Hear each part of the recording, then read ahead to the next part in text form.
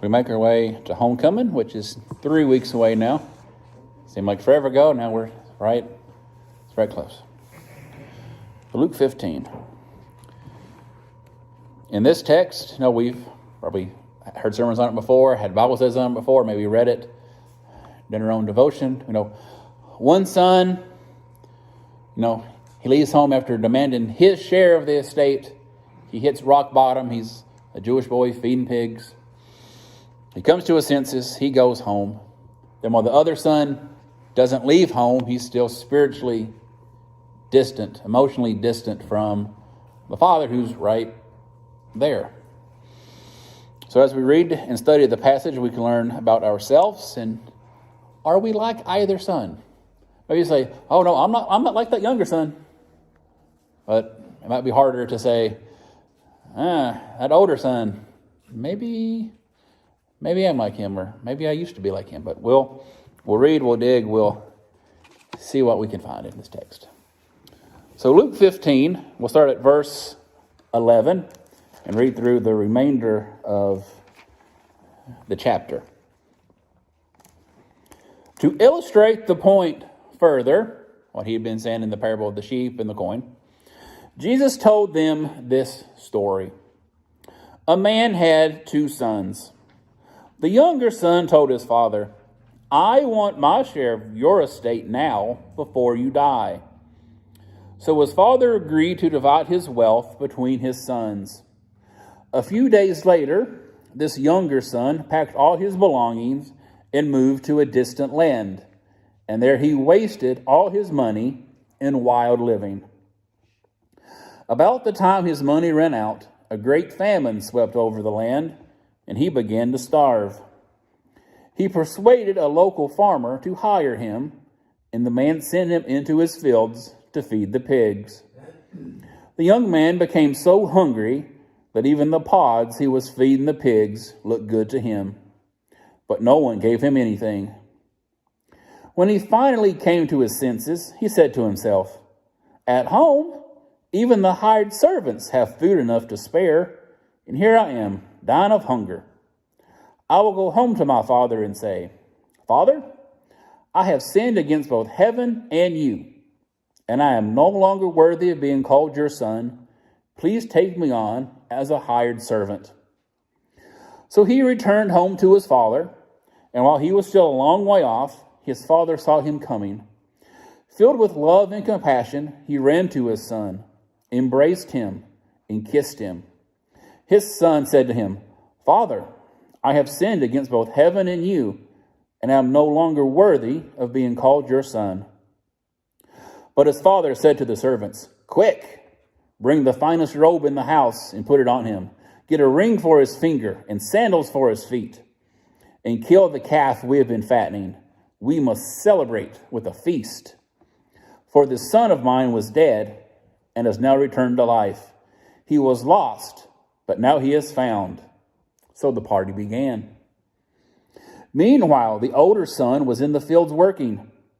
When he returned home, he heard music and dancing in the house. And he asked one of the servants what was going on. Your brother is back, he was told, and your father has killed the fattened calf. We are celebrating because of his safe return. The older brother was angry and would not go in. His father came out and begged him, but he replied, All these years I've slaved for you and never once refused to do a single thing you told me. And in all that time you never gave me even one young goat for a feast with my friends. Yet when this son of yours comes back after squandering your money on prostitutes, you celebrate by killing the fattened calf. His father said to him, Look, dear son, you have always stayed by me, and everything I have is yours. We had to celebrate this happy day, for your brother was dead and has come back to life. He was lost, but now he is found. Of course, most translations begin our text with telling us that Jesus said, or he continued. But I do like how the New Living phrases it. To illustrate this point further, we start back at the beginning of chapter 15. The Pharisees, the religious leaders, they were grumbling. Why is Jesus hanging out with, eating with, socializing with tax collectors and sinners? Doesn't he know who they are? He should be just only hanging out with us. We're the good guys. We're the ones that know the law. But the point of the first two parables in this chapter was that everyone matters. Everyone has value. Everyone is worthy of being searched for and found. Of course, we know that didn't sit well with people that thought, we have it figured out. We're good. Of course, the summary of this parable is that one son couldn't wait for his father to die so he could have a share of the estate. Did the other son put up a stink about it? We don't read about that. Whoa there, younger brother, how dare you wish our father to die? Oh, well, if you get, I get a double portion. We don't read that in the text, do we? One son wasted the money, while the other wasted the time he had with the father. Both are prodigals. One, yes, squandered resources. The other squandered a relationship. So we'll dig and we'll see if we are like either one.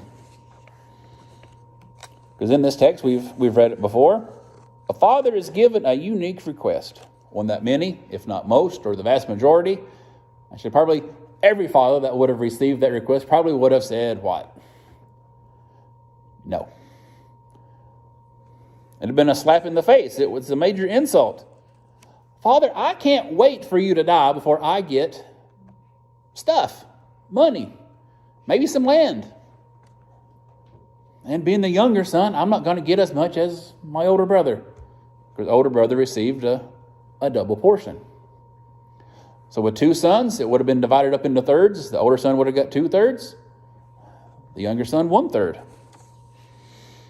He wanted his father to hurry up and die so he could get the inheritance, perhaps move out and do whatever he wanted to do. Of course, a lot easier to do if you have money, right? The father granted his son's request. So the younger son set off, and the money was wasted or squandered. I think most translations say use probably one of the two words, wasted or squandered, and we know what that means. It was wasted or squandered on living that was, according to various translations, riotous, reckless, foolish, wild, or reckless and immoral. Not good things that this son wasted the family wealth on. And the Greek word that is used here only appears in this passage. It's asotos, azotos. And it can mean wildly, loosely, or in debauchery. You might be thinking in your head, oh yeah, that's, regardless of what it was, because it doesn't go into detail, we could probably figure out what he was doing. And then the older son had his theory of how he spent the money. But it's not good. It was definitely wasted. He didn't take the money and go out and start a business or buy more land and start his own family. It was squandered. What the father and generations before him had worked on and built and saved, quickly gone. We probably know how we would feel if a sibling would have taken mom and dad or grandpa's or whoever generations back, whatever it was, money or family heirlooms, and wasted it, destroyed it. We probably would be, why? Such a waste. While we might not know what the younger son wasted the money on, we know maybe what we would have wasted the money on. Or we can think back to our life before we were Christians. I know how I used to live. I know what I spent my money on. Maybe something similar. Or perhaps even now, we know what we are tempted with. Could be something similar. We know what wants to drag us away from our relationship with God. course, before someone is saved, they are wasting time, resources, skills, abilities, and so much more in the pursuit of selfish pleasures, making sure they are number one, trying to be the best and biggest for themselves. I want people to know me. I want the most. I want the biggest, the newest, the best. Of course, having things in and of itself isn't wrong. It's our motivation, our attitude, what we do with it once we do have it. Is it mine? Or am I willing to help others? If you're real quick, you can flip to 1 John chapter 2. We've got 1st, 2nd, 3rd John, Jude, and Revelation. That's toward the end of the New Testament. 1 John chapter 2, verses 15, 16, and 17. This is the passage that the King James has, the warning of lust of the flesh, lust of the eyes, and the pride of life. So 1 John 2, we'll read verses 15, 16, and 17. The heading is, Do Not Love This World. Do not love this world, nor the things it offers you. For when you love the world, you do not have the love of the Father in you. For the world offers only a craving for physical pleasure. It's the lust of the flesh. A craving for everything we see. Lust of the eyes. And a pride in our achievements and possessions. Pride of life. These are not from the Father, but are from this world. And this world is fading away, along with everything that people crave. But anyone who does what pleases God will live forever. That's what this younger son was after. Whatever looked good, whatever he craved at that particular moment, at least before his money ran out, he could get. I can have all the food I want, all the drink I want, and other things. And that's what unsaved people are after. That's what anyone that is not pursuing God and His will are after. I'm either chasing God, pursuing Him, wanting His will, wanting to be like Him, or I'm chasing anything and everything else, and it really doesn't matter what that other thing is because I'm not chasing after God. If God is that way and I'm going any which other direction, I'm in trouble. We're either working to build our kingdom or His. There's no real other way to say it. I'm working for myself or I'm working for God. We're doing what we want to do or we're doing what He wants us to do. We have the guidebook. We have the answers.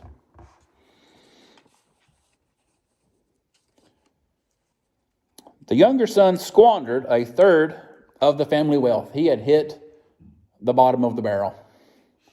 Pretty much not any much lower a Jewish boy could have went.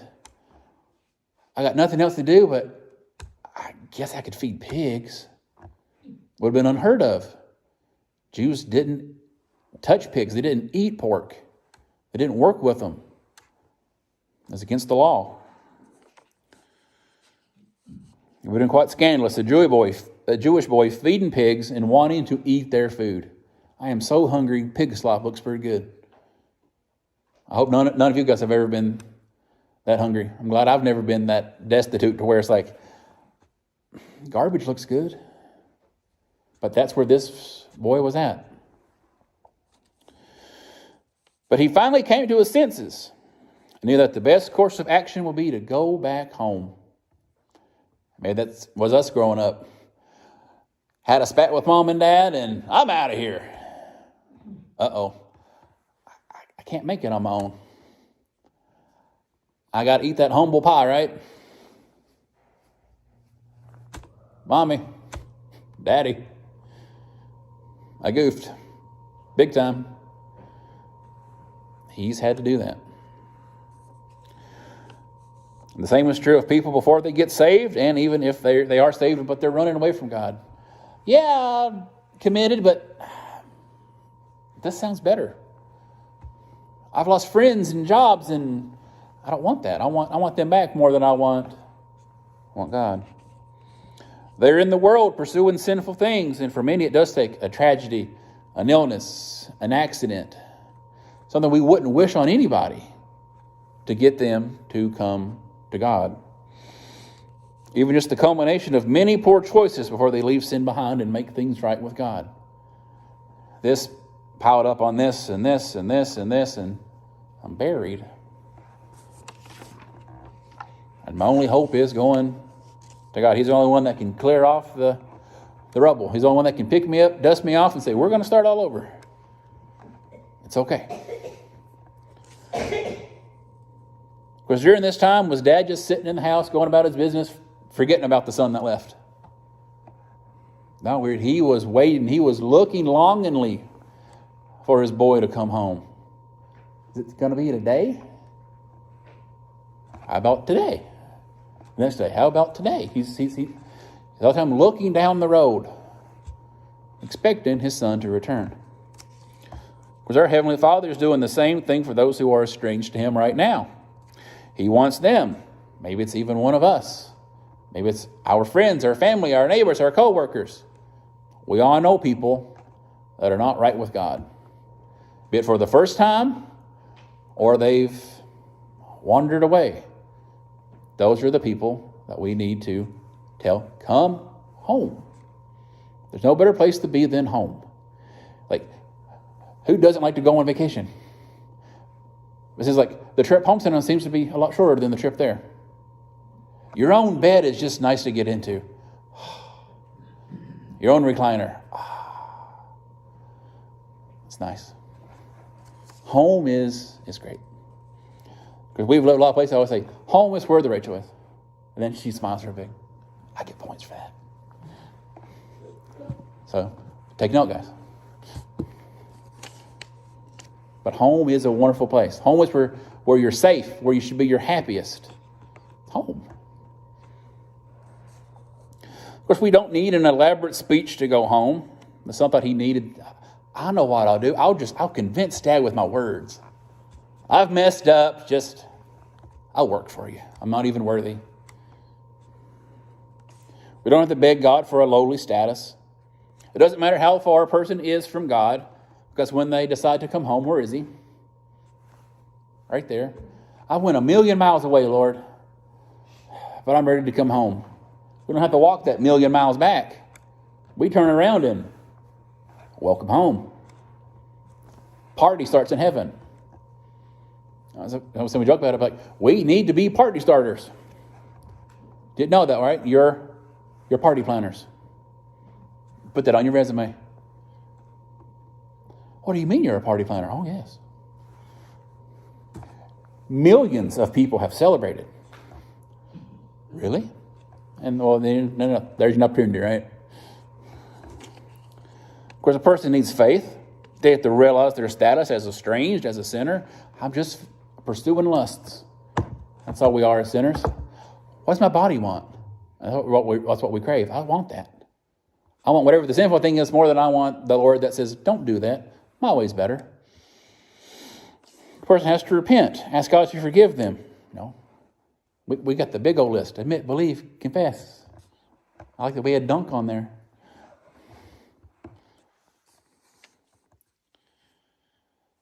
Because after that, the family was so happy to have him back, he got the best robe put on him.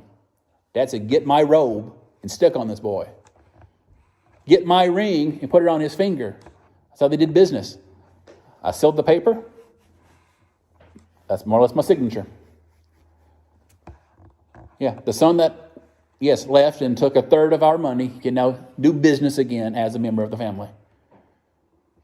That's reconciliation right there. It wasn't just, we're glad you're back. We'll take it easy. We'll see how you do. No, he was welcomed right back with full benefits. It was a joyous time because someone went from being as good as dead to being part of the family again. Of course, and as we read, the older brother was not happy. Sometimes like you, especially as if you're an older sibling, or maybe just not the youngest sibling in the family, you might could commiserate a little bit with this man. Yeah, I'd be pretty ticked off too if my younger brother or sister would have squandered what the family had worked for.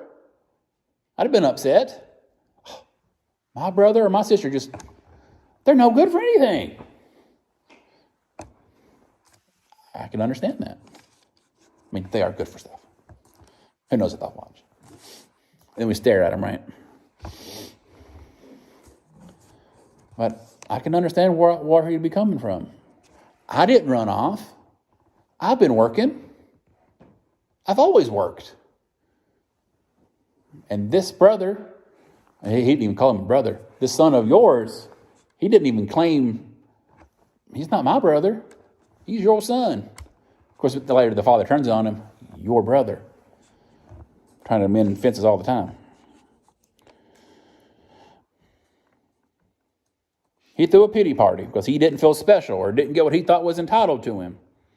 You know, he already received 2/3 of the estate, assuming the father gave him his share right then too. He didn't take advantage of his time in the family or with the father. He just complained.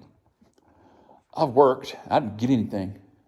Pity party. Of course, if we're like the older brother, then we too have to change, right? We can't have that negative attitude. I've been in the faith a long time. Then here comes this person that left forever. And now he's welcome back. That's what the older brother was doing. We can't be negative just because someone went away and come back. We can't be jealous that they have a party thrown for them. Gotta be happy for them. If we're in the family, then we should act like it, and we should be glad when someone is back. When the family's made whole. Yay, they're back. Yay, the pew that they're set in is no longer empty. It's a wonderful thing.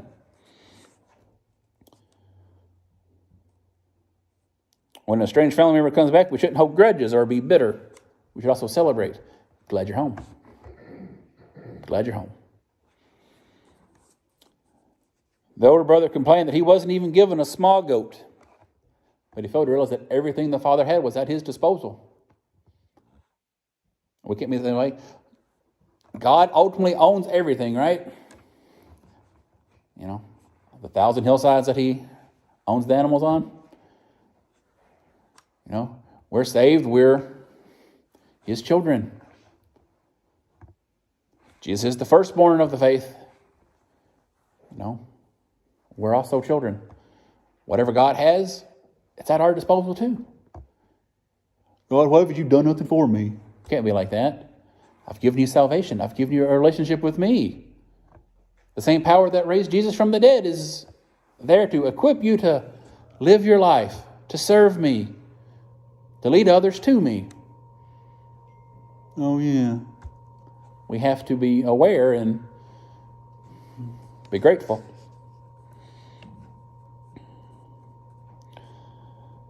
Perhaps the older brother wanted to be made a big deal of. Maybe he wanted to be the center of attention. Not this brother who thought he wasted his money in a horrible manner. Prostitutes is what the older brother thought. Of course, again, the text doesn't say what the younger son wasted the money on, but perhaps this is what the older brother would have done. Well, if I had the nerve to leave, that's what I'd do. Maybe he knew his brother. Maybe they had talked. Well, you know, maybe they had shared the same temptation. Or perhaps this was just the worst thing he could think of. But the older brother didn't take the time to enjoy the relationship he had with his father. He just complained. All I do is work and I get nothing. That's his attitude. He should have been busy at the same work as the father. He didn't say, I've been working for you. He might have just been going through the motions. Sometimes we can just get in the habit of things. I did it. Didn't find any enjoyment out of it. Didn't get anything out of it. I showed up. And that's us. Is my attitude where it's supposed to be before I pray, before I study, before I come to church? He should have been busy at the same work. And we too should be busy at kingdom work and looking for others to return. And yes, even doing what we can to get them there. What can I do to get someone to come home to God? So if we're like the younger son, then yeah, we do have to go home, do we not? That's the only place we'll find forgiveness, the only place we'll find peace, the only place we'll be made whole again. We have to leave our life of rebellion behind. We must repent. We must seek God in His righteousness. And then our life is better for it now and in eternity. We have Him to lean on. We have a church family for support. And you can think about all the things you've went through in your life. It would have been harder if you didn't have God to pray to. You didn't have a church family to pray with you or to help you out or visit you or take you somewhere or send you a card. Be tough, wouldn't it? Of course, if we're like the older son, then we must rejoice when someone comes home. Yeah, someone might say, yeah, and honestly, be nice if someone would have come home, weeks ago, months ago, years ago. But if they're still drawing breath, there's opportunity for them to be saved, for them to recommit, for them to come home. We must not take our opportunity to serve and be with our Heavenly Father for granted. I have the opportunity to study this book. Do I? I have the opportunity to pray to God every single day, morning, noon, and night. We all have opportunities. Do we take opportunity? At least still in this country for now, we have the ability to freely gather. Do we take advantage of that? A lot of people in other countries aren't allowed to own Bibles. They will be killed if they're found with a Bible, even on their phones. People were stopped. Let us check your phone. There's a Bible on here. Boom. Or they're hung or stoned or however they're killed. It's not good. But do we shirk back or do we go, no, I can do it, so I'm going to do it. Don't let any more time pass by when you could be busy at kingdom work. That's all of us. We all have things to do. We all have gifts and abilities and talents. Some things that some of you can do is like, I wish I could do that, but either this and or these will not cooperate. They won't do it. Or like he was like, I understand it, but these things won't do it. And there might be things that I know how to do that maybe you wish you could. And there's some things that we have to work together to do. So we need to be busy with kingdom work, not just for busyness' sake, but for the right reasons. Enlarging and strengthening the family of God. And that's your message for this morning. And I thank you for your time.